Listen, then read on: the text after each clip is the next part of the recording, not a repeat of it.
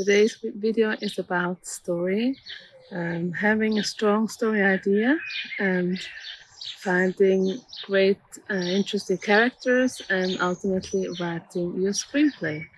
Let me just really emphasize that without a good screenplay, you should not move forward with your project because it's not going to be worth it.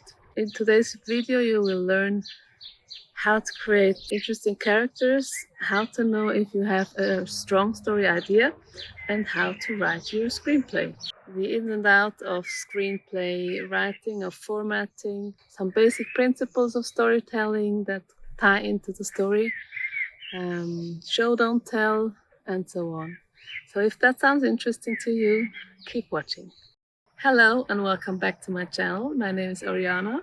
I was a writer, filmmaker, producer, director. On this channel, I talk about filmmaking tips, about the things I wish I had known when I was starting out. And you, my target audience, are maybe just about to make your first film or have always been curious about making films and don't really know where to start. So if that's you, you're in the right place.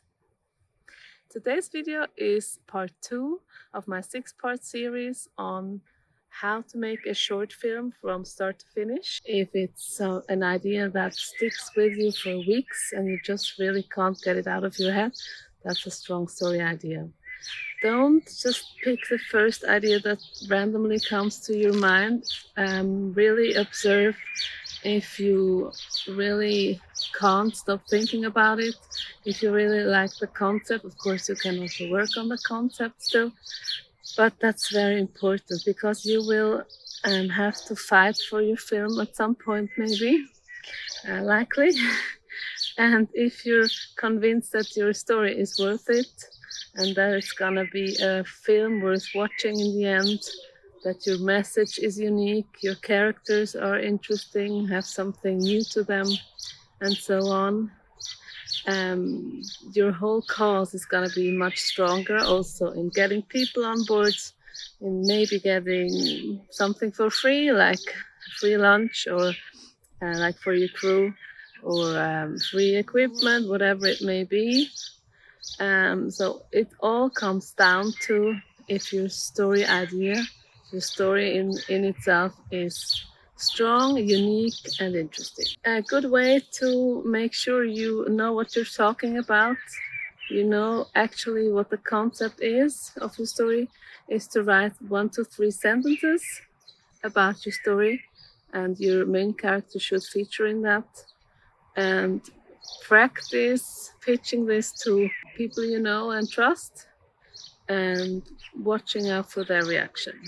So if the reaction is like, wow, that's new and fresh and interesting, and I would really love to see that film, that's a good encouragement for you to keep going in that direction.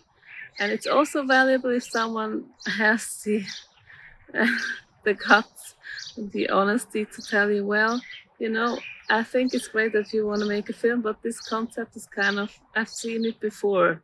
It's not that new, or whatever their feedback might be. Because it always takes more courage to be honest if you don't like something than to just say, yeah, you just go ahead, you do your thing. So pick some people that you know will be honest and constructive with you, and really get their opinion. Not with 20 people, that's too much, but like with five that you really trust. Now, how to actually get started with your story. So once you've got your basic story idea, you need to flesh out your characters first. Firstly, you start with your main character, of course, and this being your first film, as I'm assuming, don't shoot for the stars, don't create 20 characters because that's just too much for the first film. Create one main character and then maybe one antagonist. So the main character is the protagonist.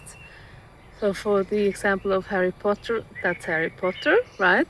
The antagonist in Harry Potter is Lord Voldemort, so the super evil guy. To really understand what your character has been through, I've got a template below that you can use to fill out which gives you some structure, some idea of what should be in there. I'll link it down below. It's free, and feel free to use that. And once you've done this with your main character, you also do it with your supporting characters.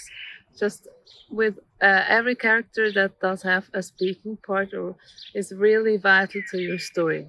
Once you've done your character bios, again, that's about what has your character been through, what makes them who they are today, what are their weaknesses, their strengths, their things they like to do, things they don't like to do, and so on. And maybe they also have physical attributes that stand out. Maybe they have special skills, whatever it may be. That all goes into the character bio, and it should all help you to understand your characters. Character traits that are interesting can be many and varied. Let me make an example. Sometimes a character has a physical attribute that is very important to the story because it just influences their whole life and also how they carry themselves. One example for this is Bates in Downton Abbey. He's the valet to Lord Grantham, and he's got a limp. Now this limp, we know that he's got it from when they served in the war together. But that's not all. This is why Lord Grantham is very loyal to him and gives him maybe more chances than other people. But for Bates, his personality is very modest and proud. Proud in the sense of he doesn't want to accept any help from other people. So there's another servant working there, Thomas, that doesn't really get along with many people and also not with Bates. And he's trying to spite him. And there comes a scene where Bates' character is shown because he's being tricked into tripping and falling in front of the house with all the servants there and also lords and ladies there and visitors, and so it's very embarrassing for him. But instead of ratting out the person that was responsible, he just takes the blame, and he's way too proud to admit that someone actually made him fall. So that's telling to his character. Other people that have a limp might be completely different. They might be like entitled about it, or like, oh, I'm such a victim and that's why I deserve everyone's help, or you know what I mean? Like, just the limp itself is not interesting, but it can be caused to show someone's personality, and then you can make a scene out of that, and that's how you can show, not tell, how they behave, how they react to such a circumstance. I'm currently writing my first feature, and I've been on a journey to work with some actors because I'm close to finishing my first draft. And a while back, I actually hired 4 actors to practice with me and to go through those scenes that I had written, to play them. And also, in the end, I asked them for feedback. I asked them, what about this character is intriguing and interesting to you? What doesn't make sense yet? Do you have any feedback? And what about the story? Do you like, don't you like, and so on. So working with those actors was really helpful for me to understand my characters on a much deeper level. And I'm now able to move forward in writing with this knowledge, with this feedback, with all the discussions we had about the plot and mainly the characters. So it's always a journey to get to know your characters.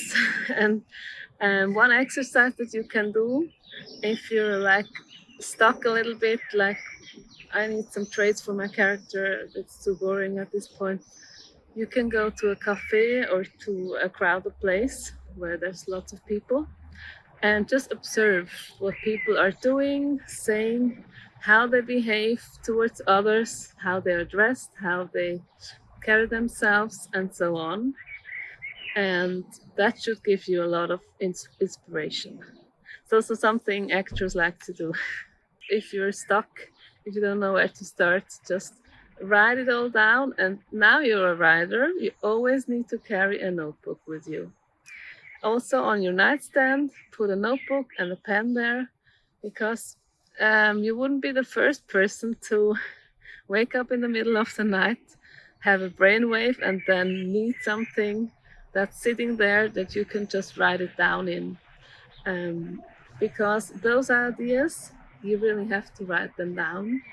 They don't just stick with you because your brain is gonna get too full. And then when you're in the middle of writing a scene and need some inspiration, you can go back to those character descriptions and draw from there, you know? That's how many people do it anyway. When you've done your character bios and you know a little bit about your story, you're gonna write out one sentence for the beginning of your story where what's the ordinary world for your character, meaning what does it look like.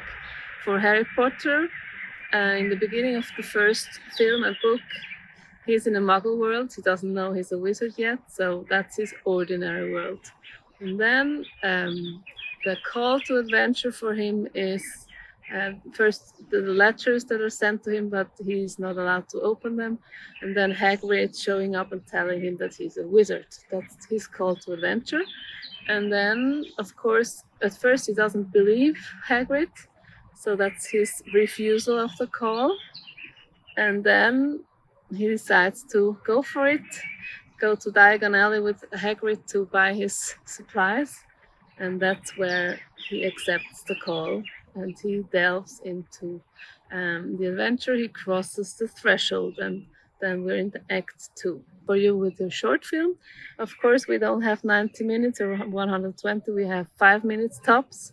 But you still need to show one scene of what your ordinary world of your character looks like, and then a call to adventure. So something that draws them in, and they resist at first, and then they're somehow compelled to delve into the adventure. And then you have the middle, which is something is happening, there's some problem, and then it gets resolved, and so then you have the ending. So that would be one for the ordinary world, one for what is the call to adventure, one for what's the middle, and one what's the resolution. Okay, that would maybe make 4 scenes or 5 scenes. We'll get to the definition of a scene now. A scene is defined by having one place of action and one time. When I change my location or I change my time or both, I need to make a new scene. When it comes to writing scenes, it's important that you stick to the format that's the industry standard, and I will show you on the screen what that looks like. So first you've got exterior or interior. Exterior stands for we're outside, interior stands for we're inside. Then you've got the name of the location. So in this case, it would be exterior, Oriana's garden, and then you've got a line, and then you've got the time of day, which in this case would be evening, but it's fine for you if you just distinguish between day and night for now. And then you've got the scene itself, you've got the action, you've got characters always in caps, and then dialogue.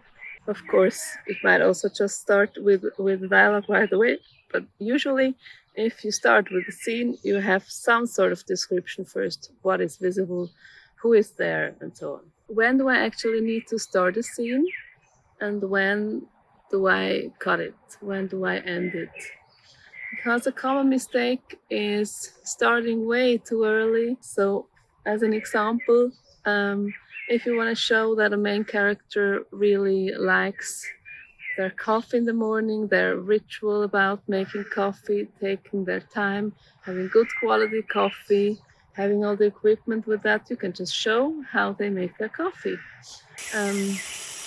So you don't have to show them entering the bathroom to take a shower and then getting dressed and everything but you can just show them making their coffee because that's the telling part about their personality. It also tells like, okay, they do have some money to spend on a good coffee machine.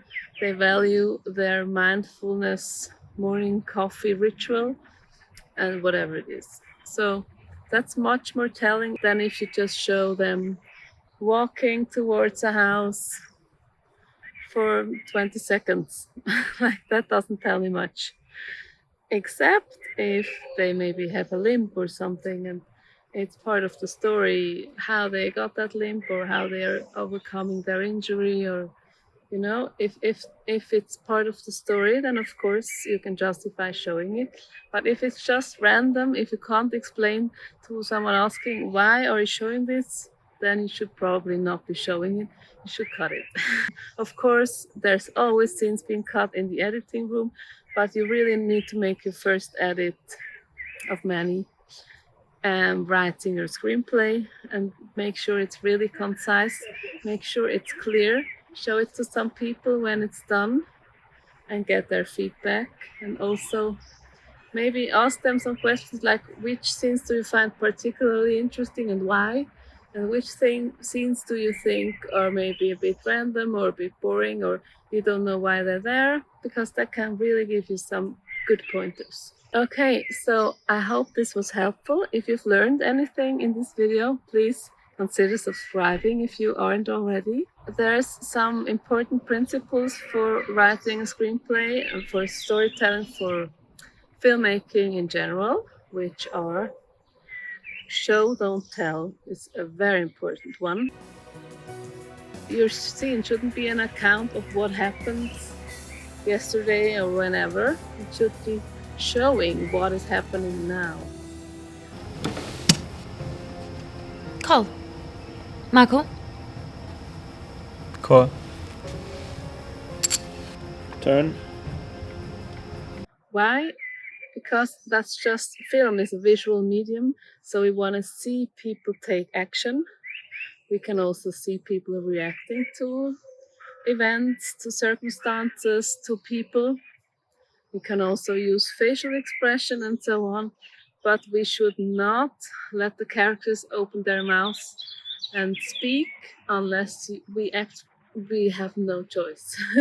It is difficult, but that's how the best films are made. So whenever possible, think about what does that character experience right now and how can I show that instead of just having them open their mouths and talking and rambling and I don't know for pages for minutes. Of course there are exceptions to this, like if you've got someone that is very outspoken, they might speak when others don't, then you have a contrast, because in every scene every character has a motive and has a goal, and there should be conflict in every scene. There should be conflict in the whole film. Conflict is a big word for filmmaking. If there's not enough conflict, it tends to be boring. Now, conflict does not mean that people are jumping at each other's throats. That's not what I mean by that. I'm trying to get you to confess something and the other person is like, I'm not gonna confess anything, because like, where do you get off? You know what I mean? So now that we have conflict. When it comes to writing a screenplay, you do need some software, and I've got some free or cheap resources linked down below. You can check those out. I would love to read in the comments what you're struggling with. If you already have a story idea, you can also put that in the comments and exchange story ideas if you like. And I would love to know what burning questions you have, and leave them in the comments below, because there's 4 more episodes coming in this series, and of course lots of other videos after that. Check out my free character bio template. If you have any suggestions, questions, drop them below. I would love to read them and respond. Thank you very much for watching. Until next time, bye.